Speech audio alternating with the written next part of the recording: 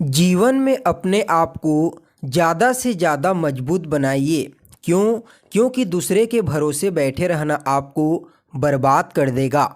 नमस्कार दोस्तों, मैं ज्योतिष आचार्य वासुदेव मिश्रा आपका अपने चैनल सत्य की खोज में हार्दिक अभिनंदन करता हूं। दोस्तों, आज का यह ज्योतिष का कार्यक्रम आप लोगों के लिए यानी कि वृषभ राशि वालों के लिए बेहद ही ज़्यादा खास और विशेष रहने वाला है।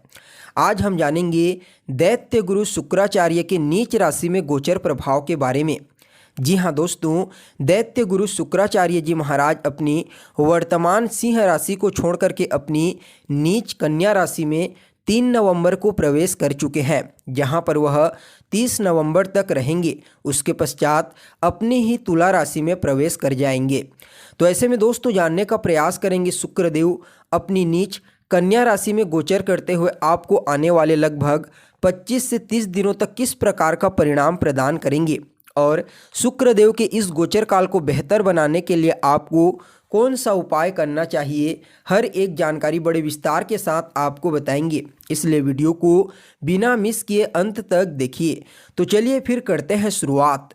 दोस्तों, यह जो ज्योतिष का कार्यक्रम है यह आपकी जन्म की राशि यानी कि चंद्र राशि पर आधारित है। अगर आप अपनी जन्म की राशि नहीं जानते तो आप इसे अपनी प्रचलित नाम राशि के आधार पर समझ सकते हैं, और अगर आप अपनी जन्म कुंडली पर हमसे परामर्श लेना चाहते हैं तो वीडियो के डिस्क्रिप्शन बॉक्स में और वीडियो के अंदर आपको नंबर मिल जाएगा, जहां से आप संपर्क करके अपनी जन्म कुंडली का पूरे विस्तार के साथ विश्लेषण करवा सकते हैं।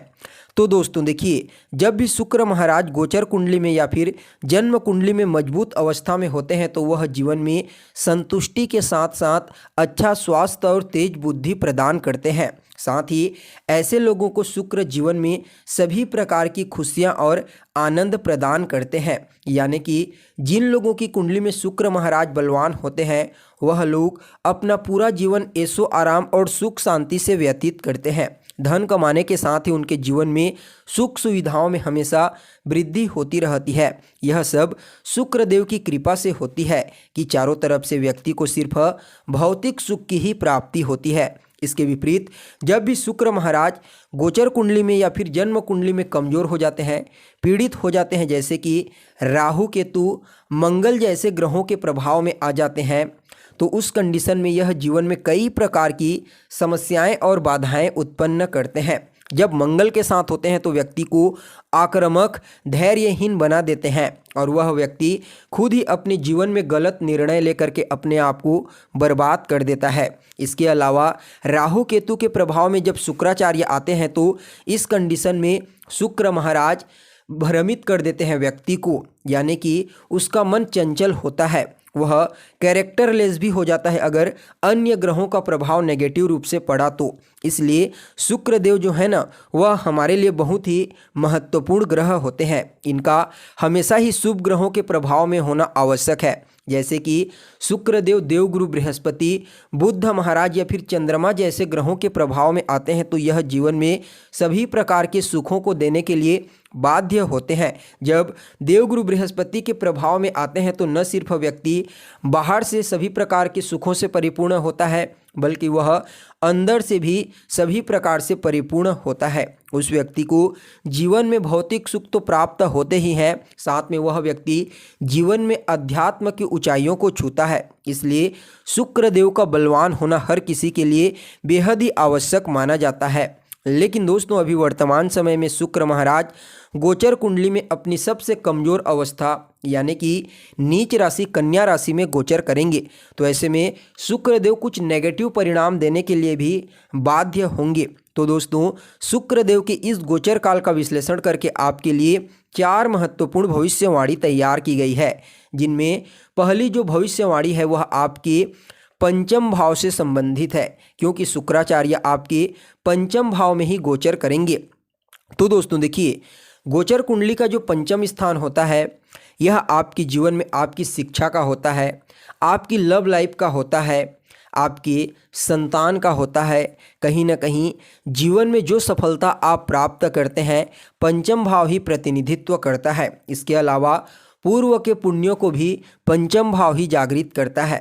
लेकिन यहाँ पर शुक्र महाराज का पंचम भाव में नीच राशि में गोचर करना, ऊपर से बुध देव जो पंचम भाव के डिस्पोजिटर होते हैं, मालिक बनते हैं, वह भी इस समयावधि में थोड़े कमज़ोर नज़र आ रहे हैं। इस दृष्टिकोण से दोस्तों कहीं ना कहीं आपके रिलेशनशिप में, अगर आप किसी के साथ रिलेशनशिप में हैं तो कुछ न कुछ वैचारिक मतभेद तो अवश्य ही आपको देखने को मिलेगा, लेकिन फिर भी आपकी जो कनेक्टिविटी है, जो भी अटैचमेंट है, वह बेहतर करने का प्रयास आप खुद ही करने वाले हैं। यानी कि इस समय रिलेशनशिप को आप अपनी तरफ से पॉजिटिव बनाने का ही प्रयास करेंगे। तो वहीं संतान को लेकर के भी कुछ चिंता सता सकती है, या तो संतान के करियर को लेकर के, या फिर उसकी पढ़ाई को लेकर के, या फिर उसके हरकतों को लेकर के थोड़ा बहुत आप इस गोचर काल के दौरान चिंतित रहने वाले हैं। इसके अलावा विद्यार्थियों के लिए भी यह समय उतना अनुकूल नहीं कहा जा सकता। अगर आप वृषभ राशि के एक विद्यार्थी हैं तो इस समय आपको अपने पढ़ाई पर विशेष रूप से फोकस करने की सलाह दी जाती है, क्योंकि शुक्रदेव पंचम भाव में नीच राशि में गोचर करते हुए आपके मन को चंचल बनाएंगे। इधर उधर की चीज़ों में आपका मन भटक सकता है, क्योंकि यहाँ पर केतु का प्रभाव भी आपके पंचम भाव के ऊपर और शुक्राचार्य के ऊपर देखने को मिलेगा। इसलिए अगर आप कोई एडमिशन लेना चाहते हैं, या फिर कोई कंपटीशन एग्ज़ाम क्रैक करना चाहते हैं, या फिर कोई परिवर्तन करना चाहते हैं शिक्षा के क्षेत्र में, तो उसके लिए यह जो गोचर काल है शुक्राचार्य का उतना अनुकूल नहीं कहा जा सकता। इस समय आपको न तो कोई परिवर्तन करना चाहिए, और न ही अगर आप एडमिशन लेना चाहते हैं तो भी रुक जाइए। शुक्र देव जब अपनी खुद की तुला राशि में गोचर करेंगे तो उस कंडीशन में आप एडमिशन ले सकते हैं, आपको विशेष लाभ की प्राप्ति होगी। तो वहीं दोस्तों आपके लिए जो दूसरी भविष्यवाणी है वह आपके 11वें भाव से संबंधित है, क्योंकि शुक्र महाराज पंचम भाव में गोचर करते हुए अपनी सप्तम दृष्टि से आपके 11वें भाव को दृष्टिगोचर करेंगे। तो देखिए जो 11वां स्थान 11th हाउस होता है वह आपके प्रॉफिट का होता है, आपके इनकम का होता है, जो भी आप अपने जीवन में आय प्राप्त करते हैं 11वां भाव बताता है। तो ऐसे में शुक्र देव का 11वें भाव में दृष्टि डालना, उच्च राशि में दृष्टि डालना, कहीं ना कहीं अगर आपकी जीवन में प्रॉब्लम आ रही थी आय के स्रोत खुलने में, तो उसमें थोड़ी सी इस समय आसानी हो जाएगी, यानी कि कुछ रास्ते आपके लिए आय के खुल सकते हैं। हालांकि शुक्रदेव नीच राशि में गोचर करेंगे, लेकिन उनकी दृष्टि बेहतर रहने वाली है, लाभ भाव में दृष्टि डालेंगे। यहाँ पर राहु भी गोचर कर रहे हैं, जो अचानक ही धन देने वाले ग्रह कहे जाते हैं, और 11वें भाव में तो उन्हें कारक भी माना जाता है। इस दृष्टिकोण से आपको प्रॉफिट की प्राप्ति कहीं ना कहीं से इस गोचर काल के दौरान अवश्य होने वाली है। आपका कोई मनोकामना यानी कि कोई ऐसी इच्छा है जो शुक्र देव से संबंधित है तो वह भी पूरी हो सकती है। इसके अलावा आपकी जो बड़े भाई बहन हैं उनको भी कार्य क्षेत्र में शुक्र देव के इस गोचर काल के दौरान कहीं ना कहीं सफलता की प्राप्ति होने वाली है। यानी कि कुल मिलाकर के देखा जाए तो 11वें भाव से संबंधित जो भी पॉजिटिव परिणाम है वह सब कुछ शुक्र महाराज अपने इस गोचर काल के दौरान कहीं ना कहीं आपको प्रदान करने का प्रयास अवश्य करेंगे। लेकिन फिर भी दोस्तों थोड़ा सा आपको एफर्ट करना पड़ेगा, मेहनत करना पड़ेगा, तब जाकर के आपके लिए आय के स्रोत खुलेंगे। तो वहीं आपके लिए जो तीसरी भविष्यवाणी है वह आपके लग्न से संबंधित है, यानी कि आपके पहले भाव से, क्योंकि शुक्रदेव आपके राशि के मालिक बनते हैं। तो देखिए दोस्तों आपके व्यक्तित्व के मालिक बन करके शुक्रदेव इस समय नीच राशि में गोचर करेंगे। तो इसका मतलब आप समझ ही गए होंगे कि इस समय आपको अपने व्यक्तित्व पर, अपने कार्य क्षेत्र पर विशेष रूप से ध्यान देने की आवश्यकता है, अन्यथा थोड़ा सा प्रॉब्लम आपको इस समयावधि में हो सकती है। यानी कि कुल मिलाकर के देखा जाए तो शुक्र और केतु इस समय आपके पंचम भाव में गोचर करेंगे, तो थोड़े आपके व्यक्तित्व में भी कमजोरी लाने का प्रयास कर सकते हैं। पहला स्थान सफलता असफलता का होता है, तो इस दृष्टिकोण से देखा जाए तो आपको इस समय अपने जीवन में, चाहे आप एक स्टूडेंट हैं या फिर कार्य क्षेत्र में कार्य करते हैं, तो थोड़ा सफलता प्राप्त करने के लिए कड़ी मशक्कत करनी पड़ सकती है।